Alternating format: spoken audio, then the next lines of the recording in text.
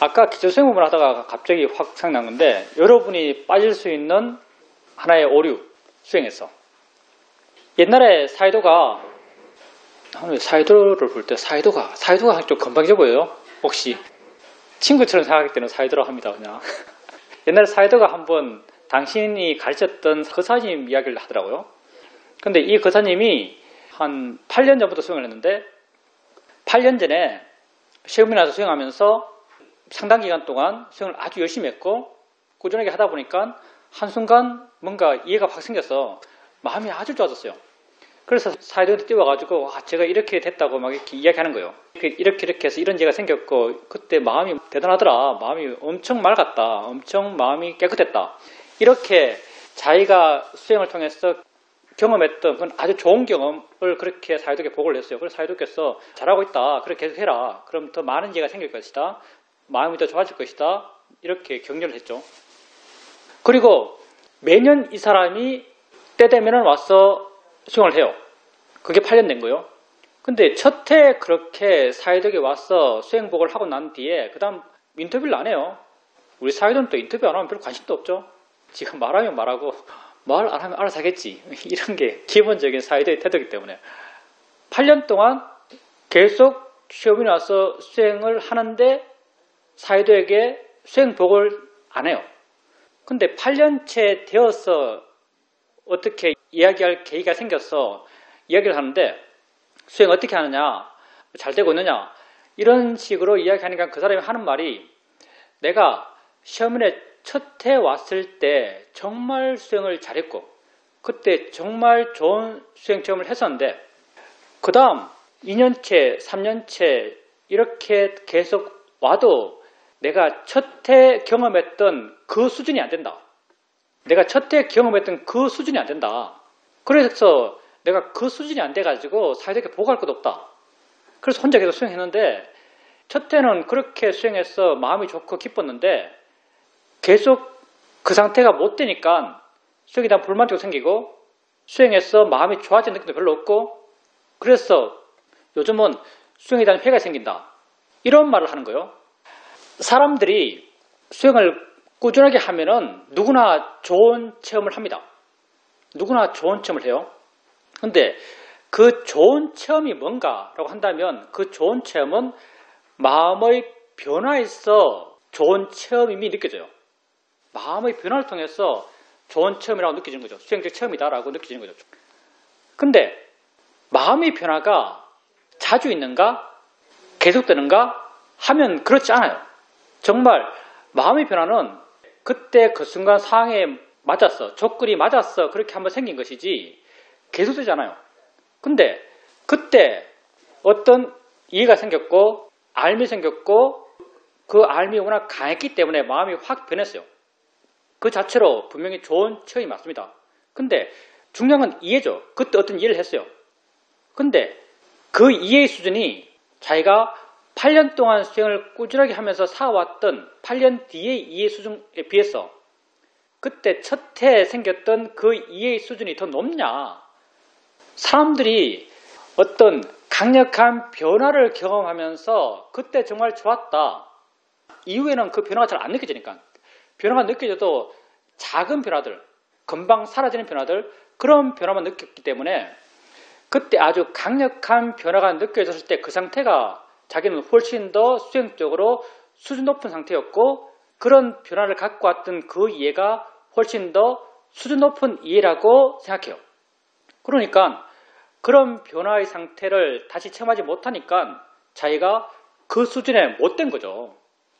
그 수준에 못 되니까 할 말도 없어요. 그 수준이 돼야 뭘 할 말 하죠. 좋아졌다고. 옛날만큼 좋아지지 않은 거죠. 근데 우리가 하는 수행이 지혜의 명상이죠. 지혜의 명상의 특징이 있습니다. 바르게 수행하면 좋아져도 좋아진 줄 몰라요. 왜? 마음이니까. 이건 경험이 아니거든요. 체험이면 아마 더 깊은 체험이, 더 미세한 체험 이런 걸 해나갈 수 있겠죠. 못했던 체험 이걸 해나갈 수 있을 거예요. 근데 우리는 좋아진 마음이 똑같은 마음이고요. 알아차림, 고요함, 지혜, 신심, 노력이 좋아진 마음. 이거죠. 똑같은 마음이요. 근데 마음도 그렇게 똑같이 변해가고 그 마음을 보는 마음, 내지는 그 마음이 그렇다라고 확인하는 마음, 그 확인하는 마음도 그렇게 변해가요.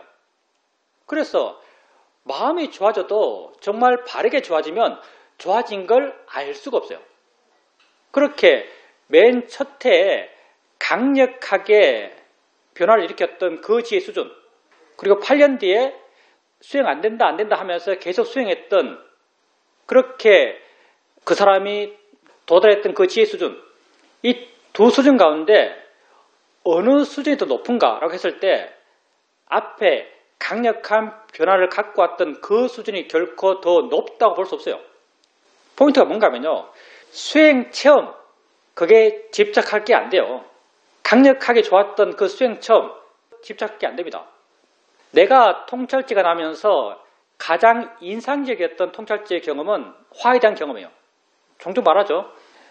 내가 시험을 있으면서 엄청 본능적으로 미워했던, 거의 나의 천적처럼 본능적으로 미워했던 비유가 한 명 있었죠. 보면 짜증나요. 말만 들어도 짜증나는 거죠.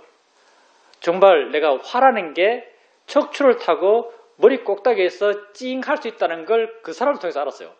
묘사는 게 있죠. 머리 끝까지 화가 났다, 이런 말 하잖아요. 머리 끝까지 화가 났다. 정말 척추를 타고 이 전기 충격이, 화의 전기 충격이 쭈르륵 올라서 머리 끝에서 찡 하는 그런 경험도 그 사람을 통해서 했어요. 어느 날 법당에 앉아 있는데 그 사람 생각이 나는 거죠. 생각이 나면 바로 화가 나죠.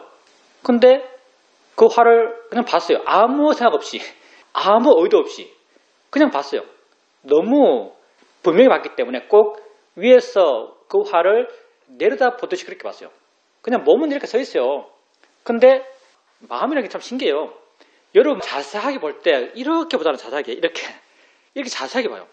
마음도 정말 그 마음을 자세하게 본다고 느낄 때는요, 화의 마음을 이렇게 보는 느낌 들어요. 화의 마음을 위에서 밑으로 내려다 보듯한 그런 이미지가 마음에서 만들어져요. 느낌상 화를 꼭 위에서 내려다 보듯이 그렇게 봐요. 근데 마음에는 아무 의도가 없어요. 그냥 봐요. 그러다가 순간 마음 한구석에서 이거 마음이잖아, 이런 말을 해요. 이거 마음이잖아. 근데 그 말을 한 마음이 있고 그 말을 들은 마음이 있죠. 그 말을 들은 마음이 그 말이 어떤 의미인지를 100% 이해했어요. 화가 마음이라는 게 어떤 의미인지 100% 이해했어요.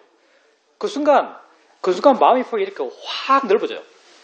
확 넓어지면서 내가 화내는 대상인 그 사람은 사라지고 없고, 마음이 거의 무한히 좋아진 마음, 한없이 넓어진 마음, 한없이 충만해진 마음, 화가 제로의 마음이 됐죠.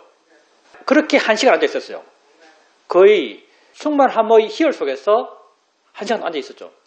그리고 눈을 뜨니까 세상 모든 것이 좋게 보여요. 왜냐하면 화가 없으니까. 그 시간 동안은 거의 화가 제로에 수렴하는 그런 상태였거든요. 왜냐하면 화를 이해했으니까. 눈 뜨면 모든 것을 수용할 수 있는 그런 마음이에요. 모든 게 좋아 보여요. 그렇게 환희 속에서 한 4시간, 5시간 갔어요. 그게 그 상태가. 근데 점점 내 마음이 좋다, 내가 이런 마음 상태다, 이런 생각들이 살살살 끼어들면서 점점 마음이 들뜨기 시작하는 거죠. 마음이 들뜨면서 그 상태가 깨졌어요. 내가 시험을 청하면서 통찰지가 나고 마음이 좋아진 체험들 가운데 가장 충격적인 체험이었죠. 일종의 가장 충격적인 체험이었어요. 그때 내가 화가 마음이잖아, 이걸 이해했어요. 자, 그러면 그 이후로 화가 마음이잖아, 화가 마음이라는 그 이해를 그렇게 충격적으로 다시 해본 적이 없어요. 그러면 내가 화가 마음이라고 이해하고 있는 지금의 수준, 그리고 그때 나로 하여금 그렇게 충격적인 지혜의 체험을 하게 했던 그때 이해 수준, 뭐가 더 높나? 라고 말한다면 당연히 지금이 비교할 수 없이 높습니다. 그때는 마음이 뭔지 지금 생각해보면 그때 제대로 알았나? 그때 뭐 갖고 그렇게 이해했나는 생각이 들어요. 성질, 작용, 일어남, 연기, 존재, 생김, 이런 어떤 지금 내가 이해하고 있는 법에 대한 이해, 그런 이해 가운데 그때 도대체 뭘 이해해서 어떤 이유가 있었길래 그때 그렇게 마음이 좋았지? 그때 화를 이해한 마음 자체가 좋았겠죠. 보는 마음. 어쨌든 어떤 이해 수준에 있어서 지금 내가 화를 이해하고 있는 이 수준이 그때 그런 충격적인 경험을 할 때 내가 이해한 그 화에 대한 이해 수준에 비해서 비교할 수 없이 더 높고 더 깊어요. 근데 어떤 사람들은 그런 아주 경험하기 힘든 자기 나름으로는 자기 판단으로는 대단히 좋은 그런 수행 체험을 붙들고 계속 수행할 사람도 있어요. 왜 그렇게 못 되는가 하면서 자기 스스로 자기 무덤을 파는 그런 수행자죠. 사실은요. 우린 지혜 명상을 합니다. 과거에 우리가 어떤 체험을 했던 그 체험은 그냥 체험이고요. 그 수준이 지금보다 높다는 보장이 없어요. 왜? 지혜 명상은 수준이 높아지더라도 높아진 걸 알 수가 없는 수행이에요.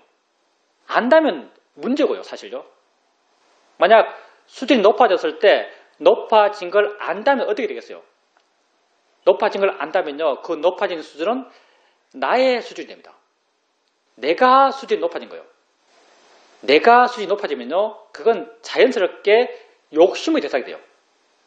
자연스럽게 마음의 수준을 더 떨어뜨리는, 번뇌를 일으키는 지혜 자체가 번뇌를 일으키는 요소가 돼요.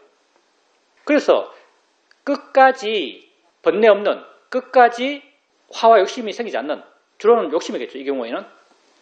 끝까지 욕심이 생기지 않는 그런 수행이 되기 위해서는요. 수행이 좋아지고 마음이 좋아지고 수준이 높아지더라도 그 수준 높음이 자기에게는 수준 높다라고 알아지지 않아야 돼요. 수준 높다고 알아지면 그건 곧 나의 수준이 높아진 게 돼요. 그래서 수행에서 과거의 좋은 수행 체험에 미련을 갖지 마십시오. 그거 아무것도 안 해요. 그때 그냥 우연히 마음 상태가 맞아서 그렇게 된 거예요. 근데 지혜로만 봤을 때는 그때 지혜가 결코 지금 지혜보다 높지 않습니다.